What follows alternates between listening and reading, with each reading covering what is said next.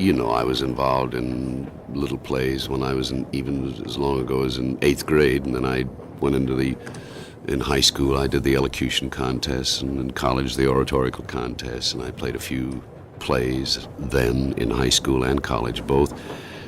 And then I didn't do anything for quite a while. I did study law, but not very hard and not very long, at both Georgetown University and Wisconsin University. And it was while I was at Wisconsin University that I did a number of plays. I wound up doing a number of plays. The first one was Devil's Disciple, Shaw's Devil's Disciple. And then in the summer of 1929, I was out of law school by that time, and they wouldn't allow me back into the school. I wanted to switch to a Bachelor of Science and major in speech, and they wouldn't allow that, but they did let me come back and play Lilium when I wasn't even in school, and then hired me for the summer to do 4 shows. And then from there I went to New York, although I did, in the meantime, I played with the stock company. I did a sustaining program, was the first coast-to-coast show that I ever had. That was in, I would guess, August of 1930. Then I started coast to coast on a program called Empire Builders for Great Northern Railroad. Great Northern Railway presents Empire Builders.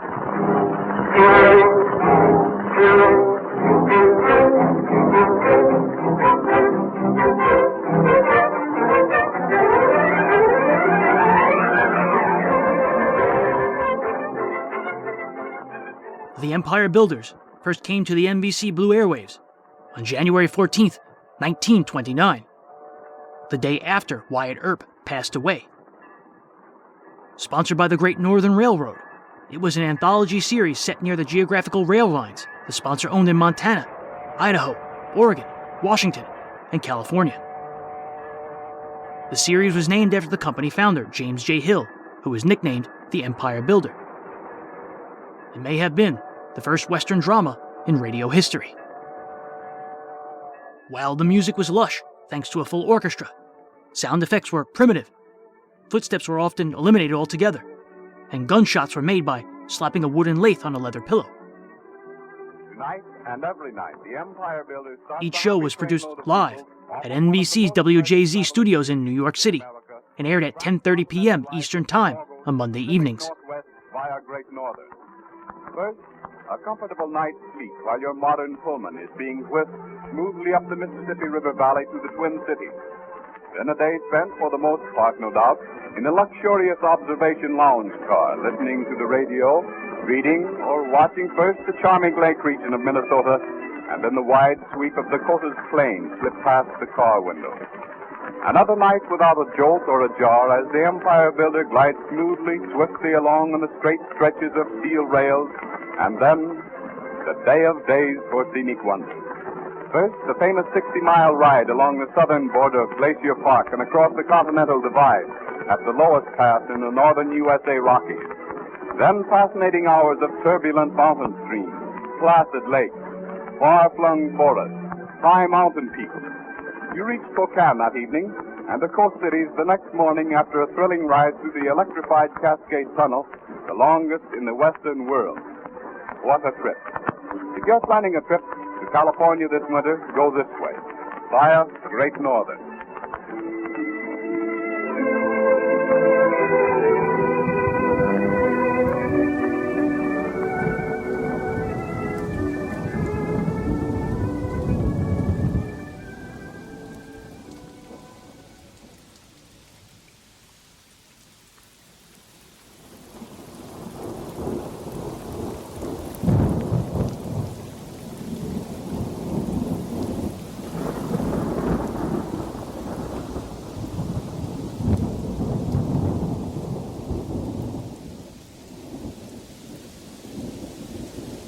On September 20th, 1929, the London Stock Exchange crashed when top British investor Clarence Hatry and many of his associates were jailed for fraud and forgery.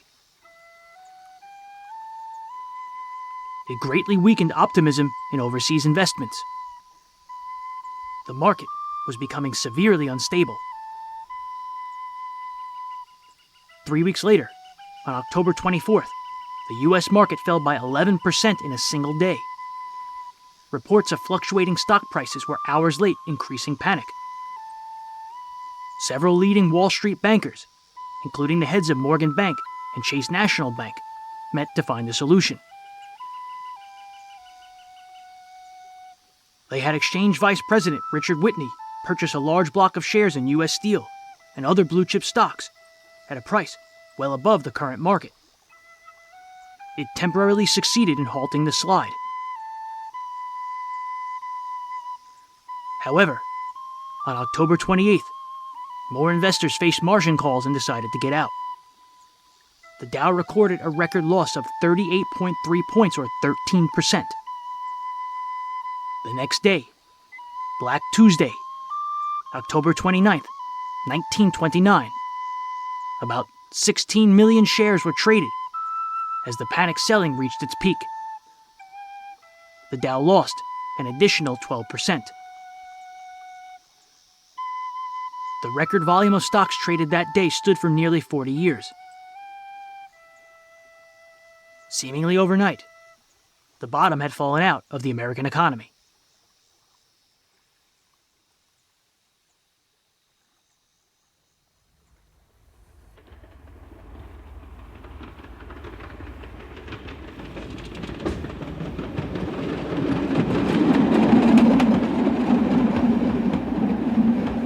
How did you break into radio? It wasn't easy in 1930. I made an audition, that's all. They were bringing Empire Builders from New York to Chicago because their main offices, Great Northern's main offices, were in St. Paul. And they thought New York was too far away, so they switched origination to Chicago. They had auditions, I don't know how many people they auditioned, and I won the audition and went on it. Though New York City had much of early radio's most famous programming, Chicago quickly became the second center for production. By 1931, over 200 network shows were originating from the Windy City. NBC owned WMAQ, WENR, and WLS. In September of 1930, production of the Empire Builders was moved to Chicago, where Willis Cooper took over writing duties. And one of the people who played leads was Don Ameche. What was Chicago radio like? Was it very active? How much origination came out of Chicago? Oh, probably more network shows came out of Chicago than came out of New York at that time.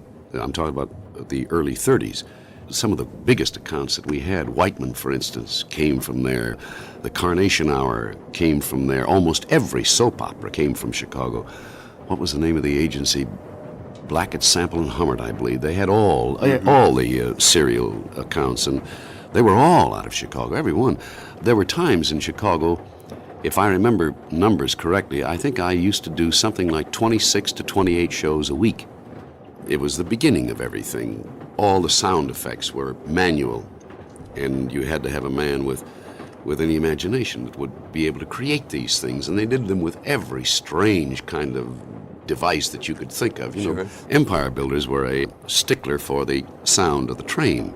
So they went to this extent. They had a track built, a circular track that I would guess would have been about 5 feet in diameter, and the rails were exactly, the cracks in the rails were exactly as they were on the regular tracks that trains ran on. Mm-hmm. And then they had little weighted cars that they would put on these things that were controlled electrically to go at the speed so that the clicks would be exactly the same as they were for a passenger train and exactly the same as they were for a freight train.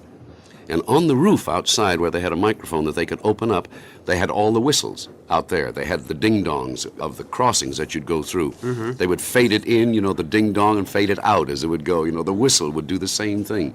They had a microphone way at the top of a funnel-shaped affair for these clicks that came in the thing with a microphone facing down to pick these up. Tonight, Empire Builders brings you a story of railroad life, characteristic of the men and women who make the Great Northern a dependable railway. This story is presented in place of the Cascade Tunnel story, which was originally scheduled for tonight. The Great Cascade Tunnel, which was dedicated 2 years ago tonight, is one of the notable engineering feats of the world. Nearly 8 miles in length, it is bored straight through the solid granite backbone of the Cascade Mountains in western Washington to shorten the time of Great Northern freight and passenger trains by hours. Straight as a rifle bore and lined with concrete walls 2 feet in thickness, this great tunnel is one of the interesting features of a trip east or west via the Empire Builder or Oriental Limited. Giant electric locomotives speed these trains through the tunnel without dust, soot, or smoke. Our planet tonight finds the old-timer just entering the station at Blackfoot, Montana, a freight division point just east of Glacier Park. It is a crisp, snowy afternoon, and the yards outside the station are a bustle with activity.